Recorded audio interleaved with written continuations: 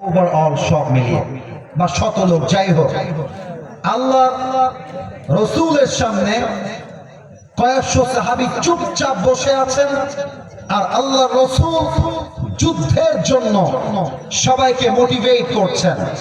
কিন্তু মুসলমানদের সংখ্যা হচ্ছে মাত্র ৩১৩। বলেন সবাই ৩০০। আর কাফেরদের সংখ্যা হাজারের কাতারে। আল্লাহ রসুল এমন ভাবে দাঁড়িয়ে আছে আর ডাক দিয়ে বলছে, মুসলমানরা শোনো, সাহাবীরা শোনো, কাফেরদের সংখ্যা যতই হোক, মুমিন যখন তাওয়াক্কুল নিয়ে সামনে এগিয়ে যায়, তাকে ভরসা দেয় একজন, বিজয় দেয় একজন, তিনি কে? এভাবে যুদ্ধের জন্য প্রস্তুত করছেন। কিন্তু যেহেতু সংখ্যায় কম, আবার অস্ত্রপাতিও কম। আচ্ছা, এই যে একটা বাচ্চা, তুমি দাঁড়াও তো বাবু, কলিজা, ওকে দেখা যায়? এই যে এরা বলেছে দেখা যায়, আপনারা বলেন ওকে দেখা যায়? ওর বয়স মোটামুটি 8 থেকে 10 হবে। ও এই ছেলে, এই শাটালা, কই যাও তোমরা বাবুরা, বসো। আচ্ছা, আপনারা ভাবতেছেন যেহেতু 1 ঘন্টা ওয়াজ হয়ে গেছে, 1 ঘন্টার পরে আর ওয়াজ হবে না, এমন কিছু? আচ্ছা, ওয়াজ কি এখন দোয়া হবে না চলবে? বলেন।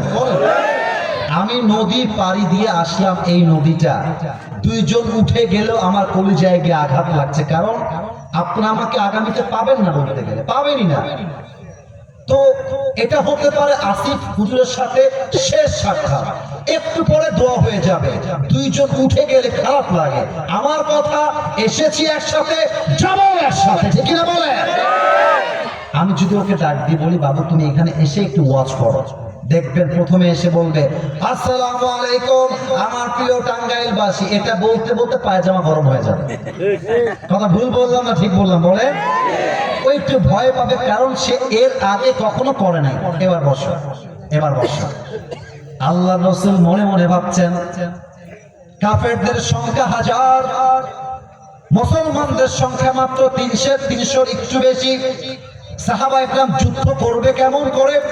এটা আবার প্রথম যুদ্ধ, তারা ফেস করবে কেমন করে? এক সাহাবী মাঝখান থেকে দাঁড়িয়ে গিয়েছেন, ইসমুহু মিকদাদ, তার নাম হলো মিকদাদ রাদিয়াল্লাহু তাআলা আনহু।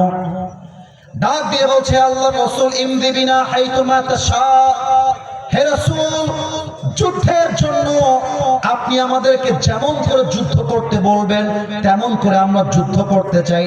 টাঙ্গাইলবাসী আমার 2 চোখ এক নজর দেখতে চাই, একবার তাকান। মিকদাদ ডাক দিয়ে বলছে, রাসূলুল্লাহ এই 2 চোখের পাতা যতক্ষণ পর্যন্ত বন্ধ হবে আর খুলবে, আর বুকে যতক্ষণ পর্যন্ত 1 ফোঁটা তাজা রক্ত থাকবে, কাফেরদের বিরুদ্ধে লড়াই চলছে, চলতেই থাকবে। আল্লাহু আকবার।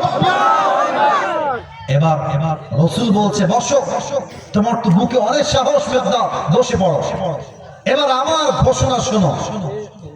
এবার আল্লাহ রাসূল বলছেন, হে সাহাবায়ে কেরাম, তোমরা যদি আমার সাথে যুদ্ধে যাও আর শহীদ হয়ে যাও, কুমু বিনা ইলাল জান্নাহ ওয়া জান্নাতিন আরদুহা সামাওয়াতু ওয়াল আরদ, তবে তোমরা এমন এক জান্নাত পাবা যেই জান্নাতটা আকাশ আর জমিনের চাইতে বিশাল বড় জান্নাত হবে। সুবহানাল্লাহ পড়বেন না তো?